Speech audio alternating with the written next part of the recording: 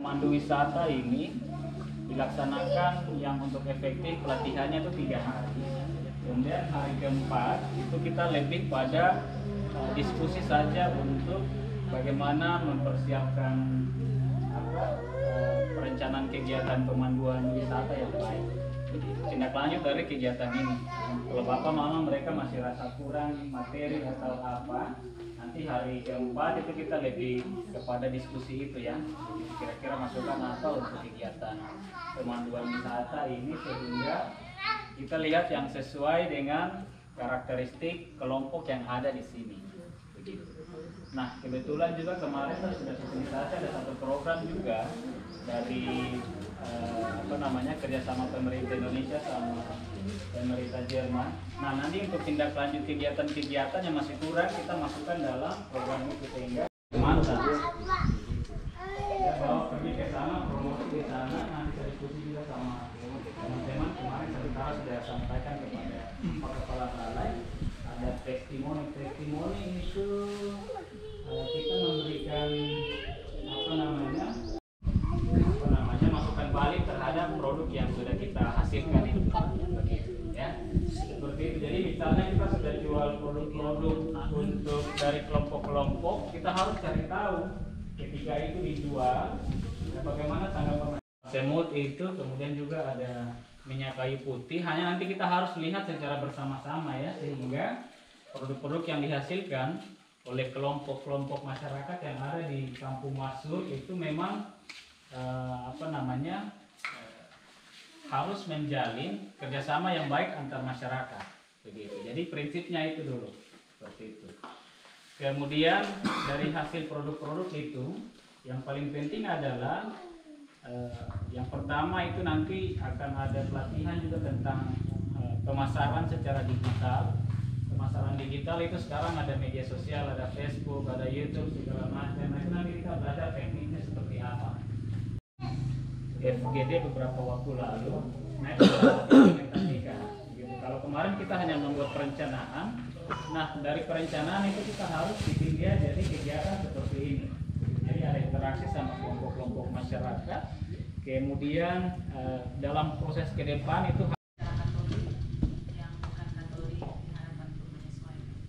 kita bersatu dalam doa, dalam nama Bapa. Bapa di surga, bersyukur kami hadiratmu atas segala berkat dan perlindungan yang boleh Engkau limpahkan kepada kami, sehingga pada kesempatan ini dalam pelatihan pemandu wisata hari kedua kami boleh berada di tempat kerja dalam keadaan sehat walafiat.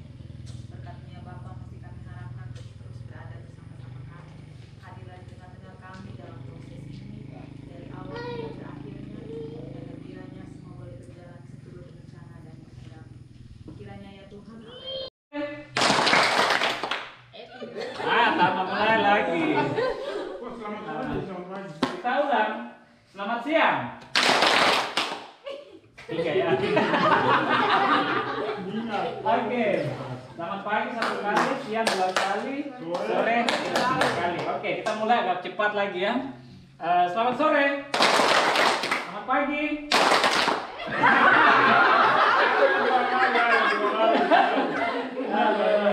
Itu tanda-tanda kurang konsentrasi. Kenapa kita main game saja?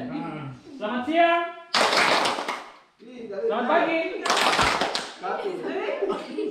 Selamat pagi. Selamat siang. Selamat pagi. Selamat sore. Selamat pagi. Oke, itu permainan yang pertama. Permainan yang kedua, salah hati kah? Lagu Black Brothers. Minta sah. Oh, memang benar kita yang paling mengerti, kita perhati Papua ya. Oke, overall yang berapa mereka?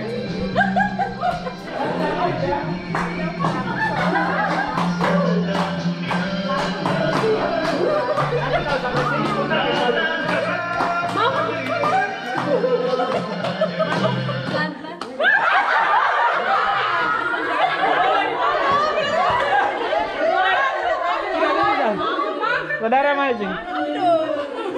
Cari satu lagi. Ada 3 orang. Suka teman toh. Sudah tergantung. Ayo. Maju dulu. Mulai jalan lagi.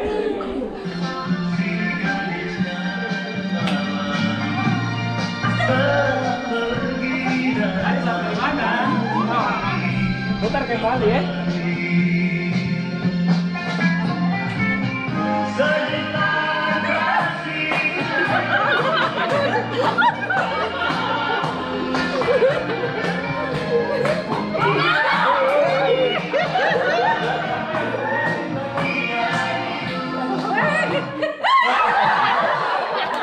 Satu korban lagi.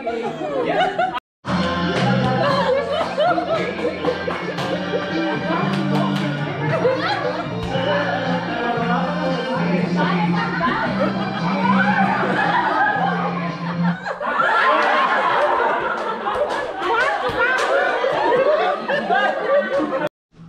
Begitu. Jadi harus jelaskan dengan bahasa yang lain. Jangan pakai bahasa kita orang toh. Pakai bahasa Marori sudah sebut misalnya pisang. Jadi dia sudah tahu. Kalau saya tidak tahu. Begitu. Jadi pakai bahasa untuk menjelaskan sehingga dia bisa tebak kata itu. Begitu bisa ya? Nah ini tantangan untuk kelompok Mose Mandiri ke depan. Tapi kita tidak tahu bahasa. Tidak, pakai bahasa Indonesia. Nah, cuma misalnya saya bilang pisang, di situ tulis pisang. Jadi semua yang ada di sini bantu untuk dia bisa temukan kata pisang itu. Misalnya tumbuhan, warna kuning, tidak boleh sebut dia punya persamaan kata. Buah yang dimakan, sampai sebatas itu saja. Bisa ya kita latihan satu kali dulu. Latihan satu kali ini, Om Agus sasaran, Om Agus sini. Yang putar lagi. Om Agus harus bisa menemukan kata. Ini contoh kertas ini. Nah, jangan lihat ya. Hanya keluarga dong di sana yang bisa lihat menyaksikan. Begitu nanti orang akan menjelaskan atau tidak kasih penjelasan supaya Agus bisa menyebut kata ini. Bantu dia untuk waktunya itu hanya 1 menit. Begitu. Ya. Bisa ya?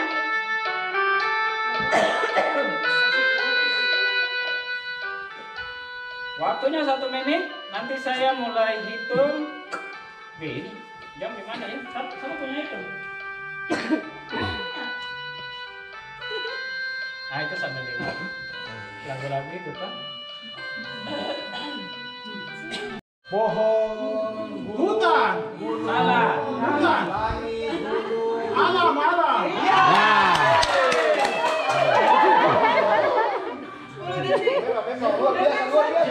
Ini kerja sama Mose Mandiri dong pakai telepati apa telepati?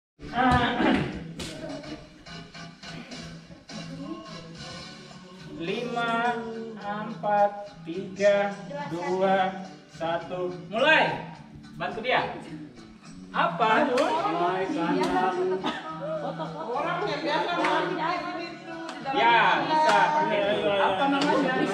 Iya. Jangan lupa. Jelaskan lagi yang satu masalahnya. ini ada banyak orang 20 detik. 20 detik. Ayo. Bis orang banyak. Ayo. 30 detik lagi.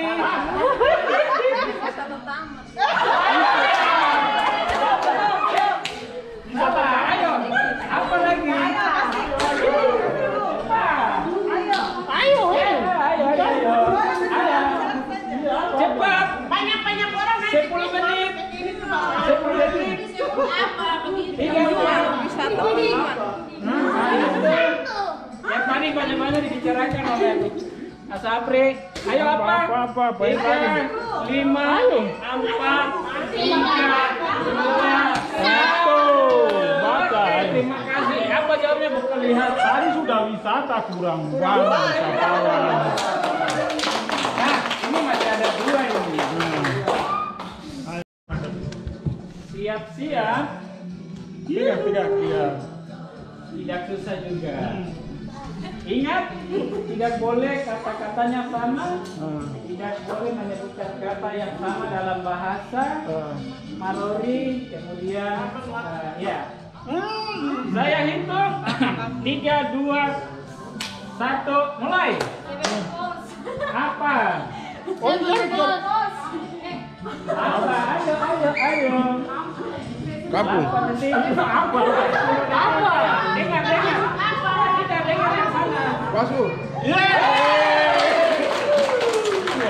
Mantap. Ini berarti kelompok Ose Mandiri ini komunikasi mantap ini ya. Jadi kata-kata yang tidak diketahui. Masih ada lagi yang agak susah? Ada 1. Iya. Oke. Putar 1 kali. Untuk yang 1, mulai jalan 1 kali ya.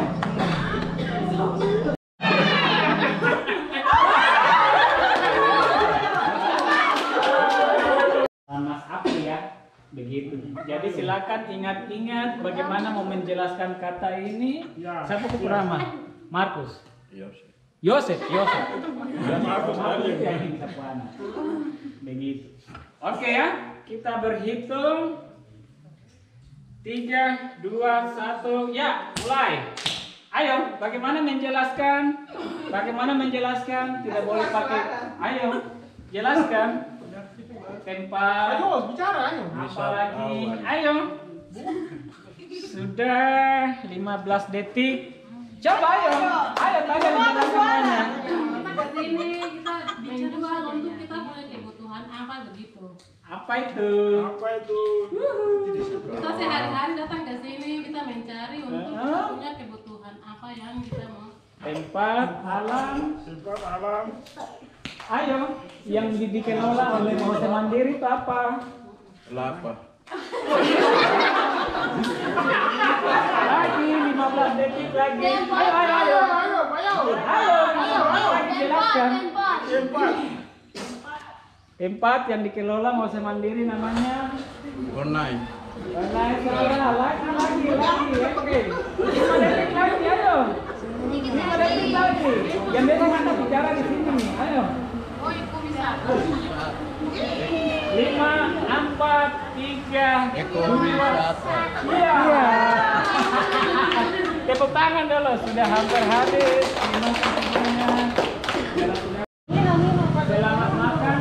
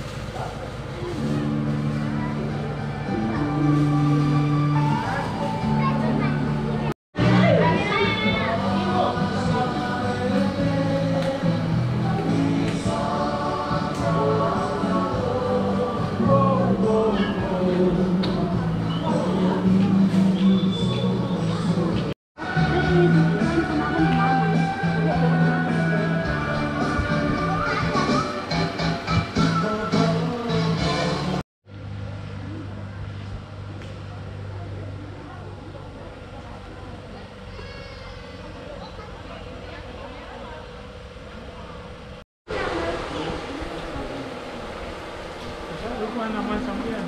Apri. Pak Apri.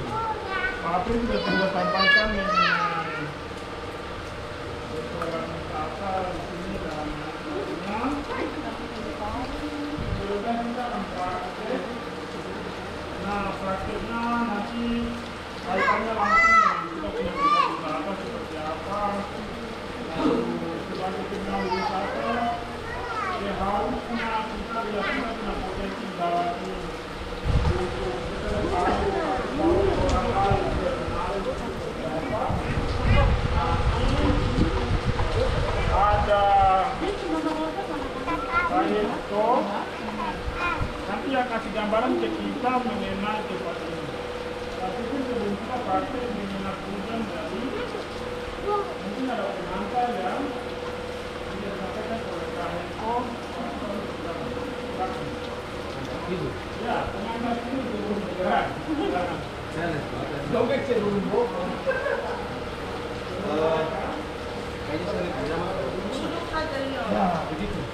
baik.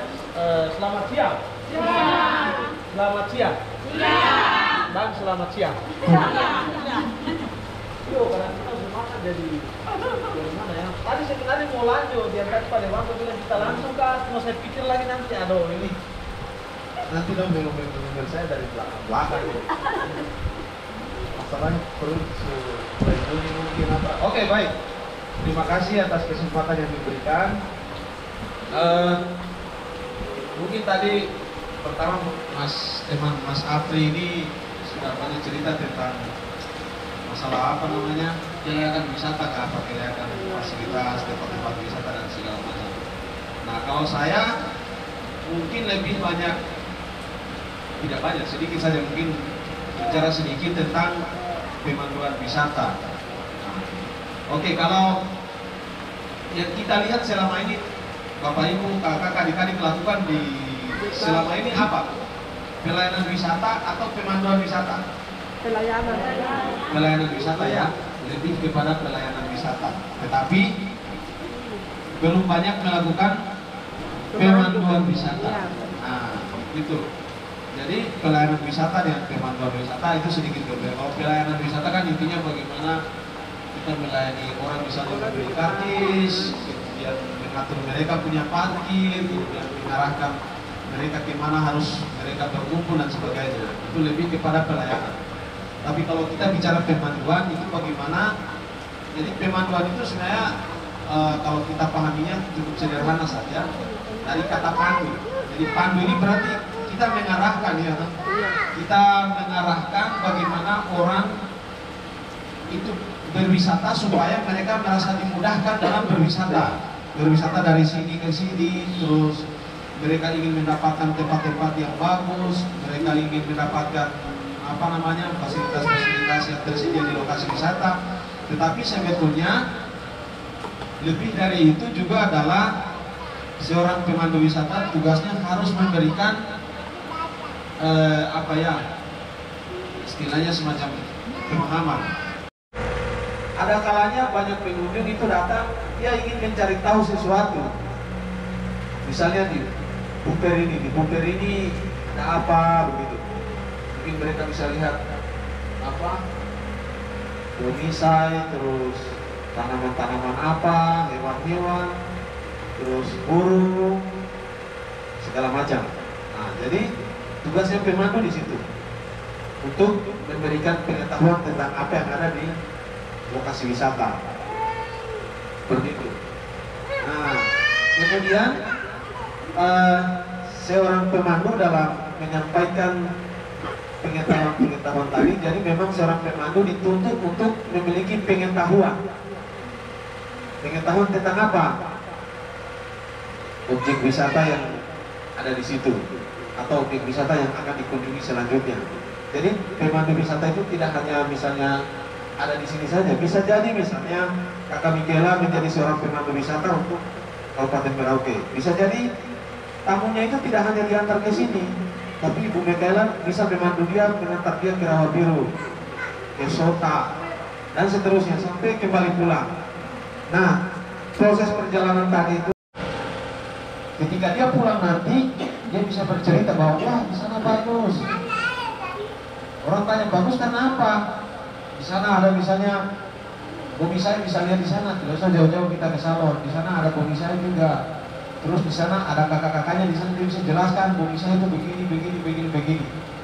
Sehingga apa? Ketika orang sudah tahu tentang objek-objek yang dikunjungi tadi, mereka timbul semacam apa? Kesadaran, kecintaan ya toh, bahwa oh kita punya lingkungan, kita punya alam yang begitu bagus, kita harus lestarikan karena ternyata tadi kakak-kakak di sana sudah jelaskan begini. Nah, kalau saya lebih banyak kepada praktiknya. Jadi selama ini saya juga tidak punya pendidikan yang banyak mengikuti di bangku sekolah atau di bangku pelatihan tentang pemandu wisata, saya tidak punya. Tetapi saya hanya belajar dari pengalaman. Karena sering saya melakukannya secara berulang, orang asing kah, orang Indonesia sendiri kah, seperti itu.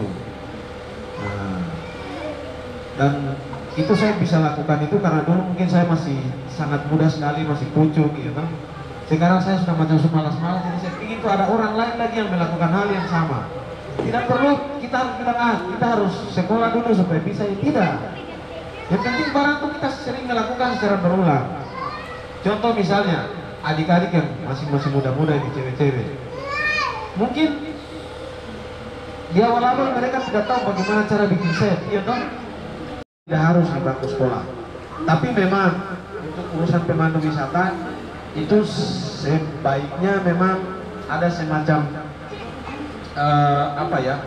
di samping dari pengalaman, memang sebaiknya lebih bagus lagi kalau bisa ada pendidikannya atau ada pelatihannya. Nah, sehingga mereka bisa punya sertifikat. Kalau sudah seperti itu, pengunjung bisa punya kepercayaan yang tinggi terhadap pemandu wisata. Karena ingat, orang-orang melakukan wisata ketika mereka dibawa oleh seorang pemandu, maka mereka itu harus terjamin. Artinya keselamatannya, kenyamanannya, keamanannya harus kita pemandu yang bertanggung jawab oleh mereka, dan mereka akan menghargai jasa kita. Terserah entah itu mereka bayar dengan uang atau mereka bayar dengan bentuk lain, terserah. Tapi yang jelas kita menjadi seorang pemandu adalah kita menjual jasa. Nah, ibaratnya kita menjual jasa, kita jualan, berarti kita harus tampilkan barang yang bagus. Kita harus jual barang yang bagus. Kalau kita jual barang yang kurang bagus, nanti besok-besok orang tidak akan datang menggunakan kita punya jasa lagi. Nanti mereka bilang, tidak usah ke orang itu, dia orangnya tidak ramah.